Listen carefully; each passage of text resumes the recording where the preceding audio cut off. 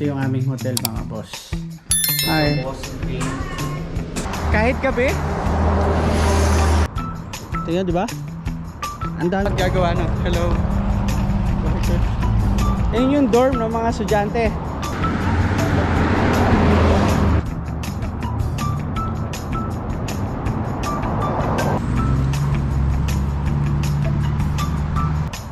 Thompson Rivers University.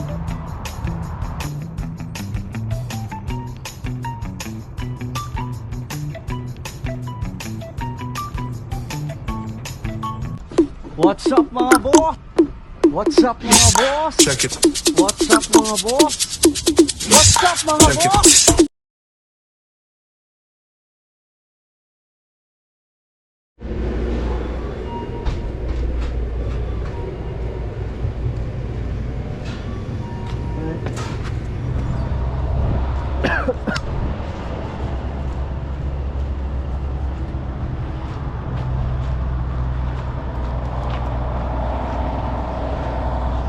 What's up mga boss? Mga boss, paalis kami. Punta kami ngayon ng Kamloops. What's up mga boss? Mga boss, inaantok pa kami. Ang aga namin gumising ngayon. Kasama ko si Mrs. at si Boss Robert. Naantay namin si Boss Erwin mga boss at pupunta kami ngayon ng Kamloops. Mga 11 hours yung drive, no? 9 na to. At 9 to 10 hours yung driving. Pero syempre hindi kami magdadrive ng dire-diretso. Mag-stop over kami para, alam nyo na, mag-rest, kumain. At susunduin namin yung aming anak. At malayo-layo itong pagdadrive mga boss, kaya samahan ninyo kami. Ito yung kauna-unahan, ako yung magdadrive kasi nung pumunta kami doon nung una, anak ko yung driver. Pero pauwi ako yung nag-drive. So ngayon, papunta kami doon, ako yung magdadrive. At sana matandaan ko yung mga daan. Gagamit kami ng Waze. Andito yung misis ko, siya yung Waze natin ngayon. Para mga boss, magkita-kita na lang tayo sa Kamloops. Paalam. Andiyan na si Boss Erwin sa likod. Ayun, papagas lang yan. Andiyan na yung kasama namin mga boss, magpapagas lang siya. Dito kami ngayon sa 7-Eleven. Ako na akong kape. Yung magandang meet-up place palagi dito sa sa Chetwin, ang 7-Eleven, kasi nandito mismo to sa mismong town. Nasa gitna na siya ng town. Let's go na mga boss. Sorry ha. Simula na tayo ng paglalakbay natin. Let's go mga boss. Palabas na tayo ng Chetwynd. Ang next destination natin ay Mackenzie.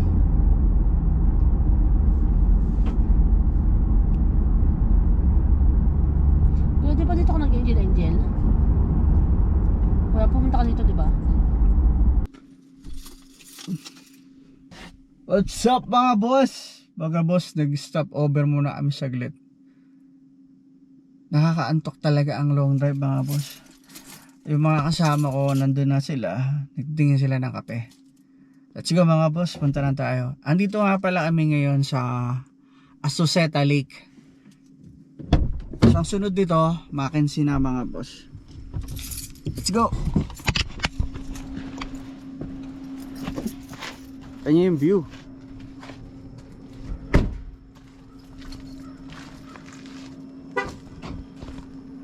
Mataas na lugar kasi to, kaya may mga yellow pa kayo nakikita. May mga snow pa.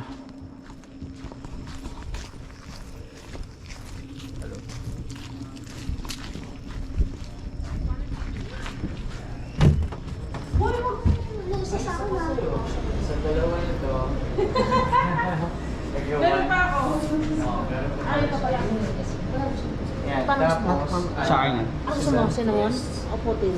Yan na lang cinnamon sa akin. Sige, meron pa daw siya. Tapos Hi. sa Boston Cream, sila right. Gusto nito ako cinnamon. Or ako kanila. Ang lalaki ng donut mga boss. Pakita ko sa yung lugar. Punta ka sa desk. Desert Forest na. Sa likod dyan mga boss, mayroong magandang lake. Kaso tuwing summer lang talaga na-enjoy yun. Tatlong sila ko po. Okay. Tapos po. Okay, dito sa amin tayo.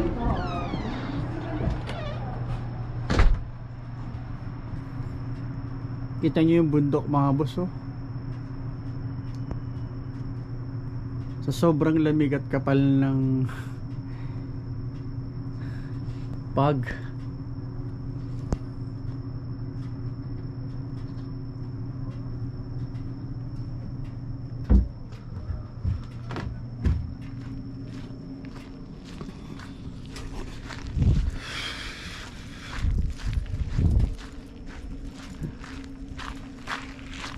Sa Baguio malamig daw, pero hindi pa naman ako nakakarating ng Baguio mga boss. Ano boss Erwin? Wait lang. Ito yung view oh.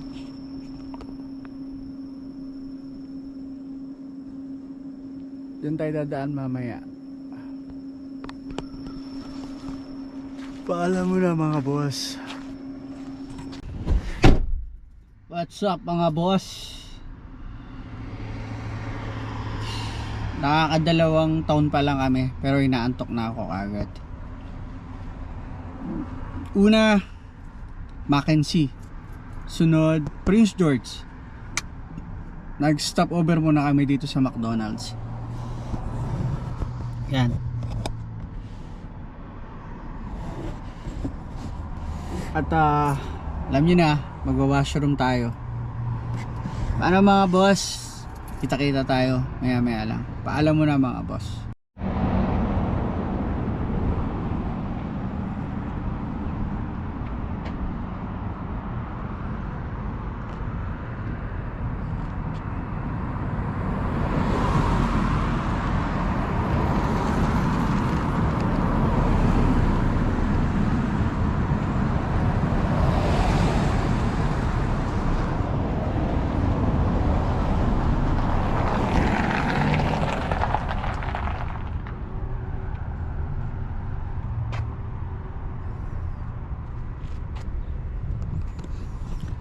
What's up mga boss?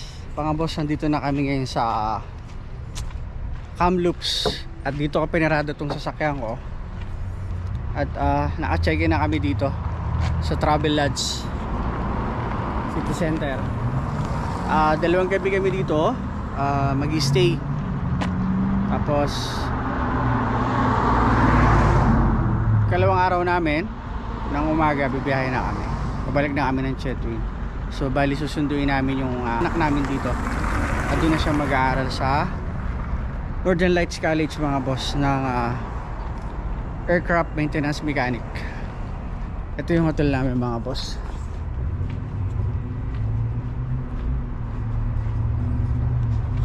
Meron pa sila dito pool.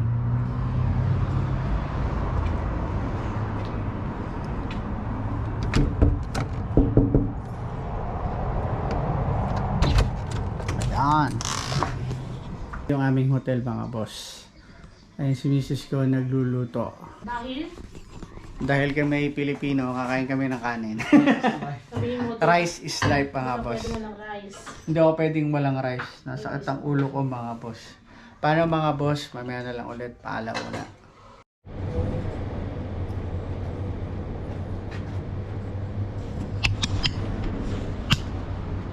What's up mga boss? Kamusta kayo? Mga boss, nandito kami ngayon sa sa campus, sa dorm ng anak ko kasi maglilipat kami ng gamit. At nag-umpisa na kayo mag-hakot mga boss. Ito na yung mga nahakot namin. Let's go mga boss.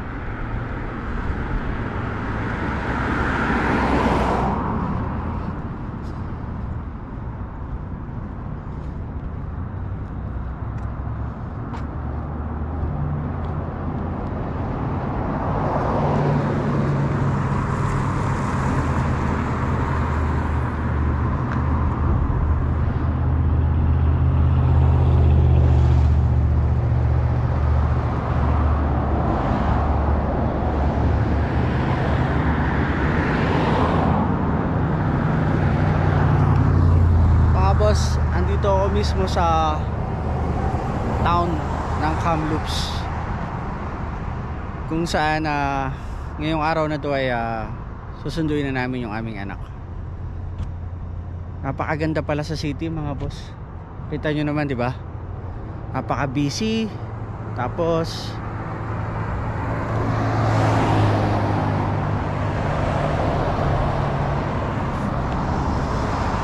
napaka busy ng town, di ba?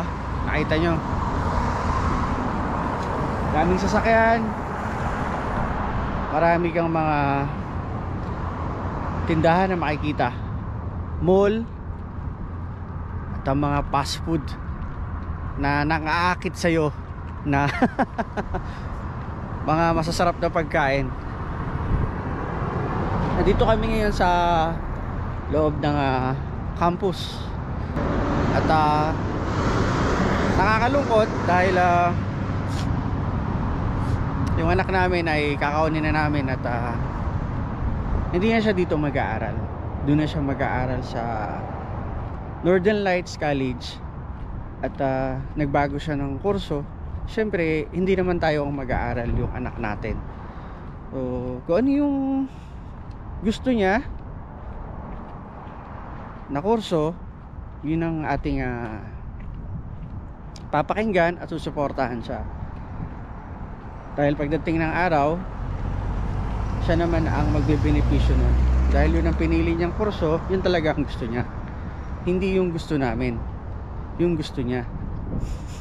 At yun naman talaga ang dapat. Kasi para sa kanya yun, hindi naman para sa atin. Tayo mga magulang, support lang tayo kung ano yung gusto ng mga anak natin, lalo na pagdating sa edukasyon. At nabanggit ko nga sa iyo itong city. Maganda ang city. Sabi nga ng anak ko, namimiss daw niya to kasi maganda daw dito. Marami na raw siya naging kaibigan. Marami daw siyang nagalaan na dito. Ibang iba daw dun sa Chetwynd kung saan kami naninirahan. At nabanggit din niya sa amin na magastos daw dito sa city. Kaya ang sabi niya na sa amin na maganda lang daw tumira sa city, kasi yun daw yung na-observe niya. Dahil maraming pasyalan. Pero yung pamumuhay daw dito is hindi ganun kadali, kasi marami daw siya nakikita dito na mga nagpa-part-time na mga estudyante na dumadaing daw dahil mahirap yung sitwasyon. Nagbabayad ng dorm, tapos yung tuition mo dito, tapos may trabaho ka pa, tapos pag malapit na yung final exam, hindi ka makapag-review ng maayos kasi puyat ka, pagod ka sa trabaho. Kaya sabi niya maswerte daw siya kasi andito daw kami sa kanya para sumuporta sa pag-aaral niya. Kaya masaya daw siya kasi andito kami. Hindi raw tulad ng ibang mga klase niya na wala yung mga magulang na hindi nakasupport. So yun naman talaga ang totoo, hindi naman lahat nakasuporta sa iyo, lalo na dito sa ibang bansa. Kasi parang hindi ko alam kung ba't ganun yung kultura nila dito sa ibang bansa. Mga boss, pakita ko ulit sa inyo yung lugar dito.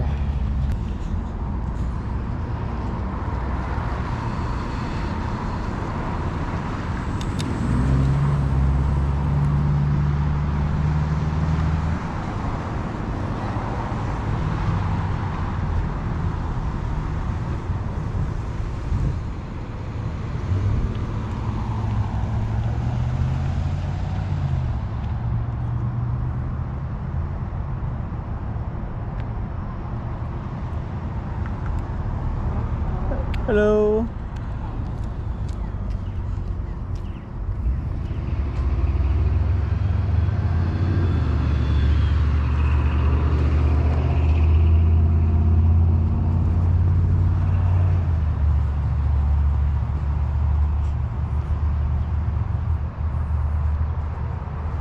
Ayan mga boss, Thompson Rivers University.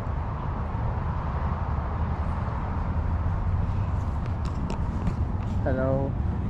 Morning.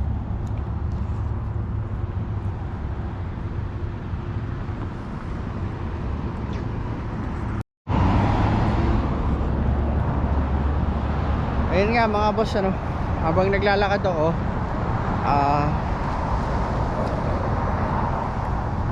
at paano na-share ko sa inyo yung nakwento sa amin ng aming anak. At kagabi, bago siya nagpaalam sa kanyang mga kaibigan, kaklase, nagkaroon muna sila ng konting bonding. Kumain muna sila sa labas, gala-gala.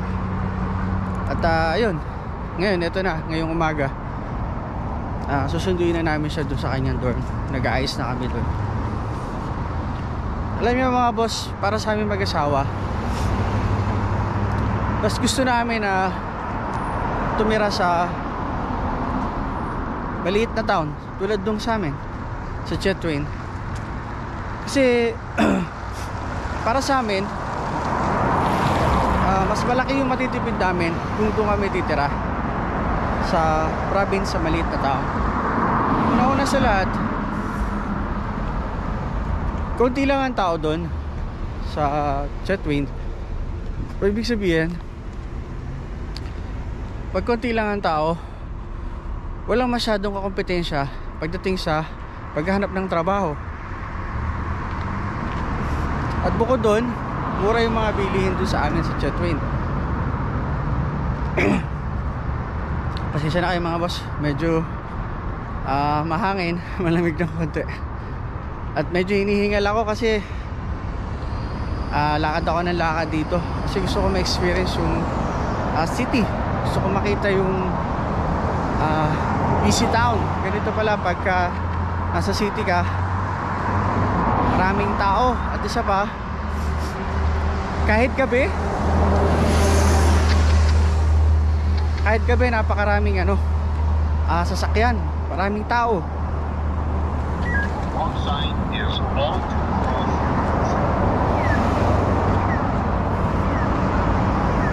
At marami kang pwedeng pasyalan, lalo na sa gabi.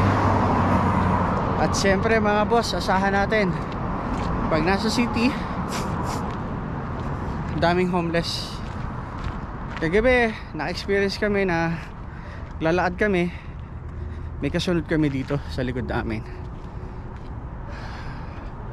Nanghihingi siya ng alam mo na, pambili ng pagkain. Humihingi siya ng cash, any amount tatanggapin niya. Siyempre, alam niyo naman tayo mga Pilipino, maaway tayo sa ganun. Sa atin sa mga pulubi sa Pilipinas, binigyan natin siya kahit konti. Kaya lang hindi ko na siya binidyo kasi ayoko naman ng ganun, na ibibidyo ko yung ganun sitwasyon. Pero dito sa Canada, pangkaraniwan na yun, binibidyo yung mga homeless. Pero sa akin, parang hanggat maaari, iwasan ko na ibidyo sila, isali sa vlog ko. Wala, kasi medyo parang hindi ko gusto. Parang hindi ko kasi parang naawa ako. Kaya ayun mga boss, sinare ko lang sa inyo. Hiningal ako. At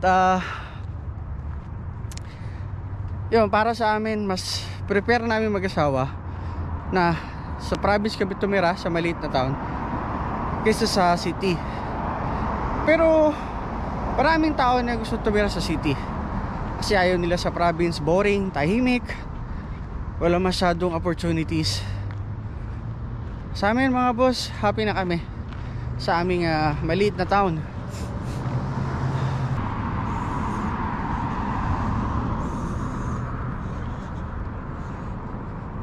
Tingnan, di ba? Ang dami mga buildings, oh.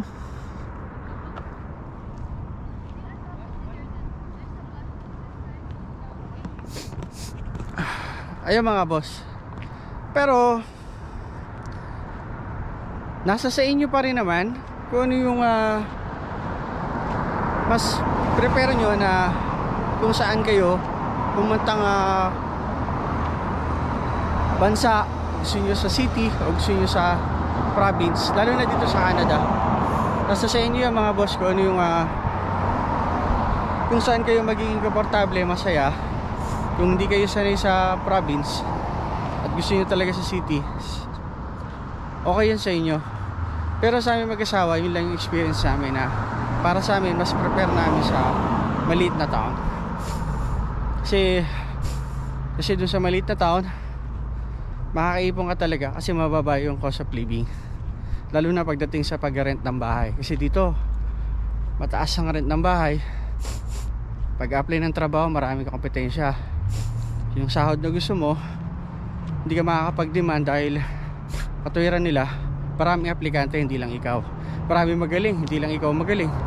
Alam niyo yung mga ganun mga boss. Maraming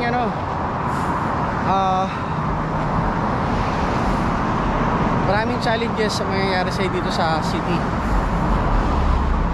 Kaya pag nandito ka sa city, siguro matuto ka magtipid. Matuto ka magluto kung hindi ka marunong magluto. Kung nasanay ka sa inyo sa Pilipinas na may katulong kayo, pagdating dito sa city o sa abroad, walang katulong, ikaw lahat gagawa na. Hello. Ayun, may kumaway sa atin kaya pinakita ko sa inyo. At ayun nga mga boss, isinare ko lang sa inyo yun. Pero nasa sa inyo pa rin kung sa inyo gustong tumira dito sa Canada, sa city o sa province. Let's go mga boss, maglakad-lakad tayo. Pakita ko sa inyo yung lugar ulit.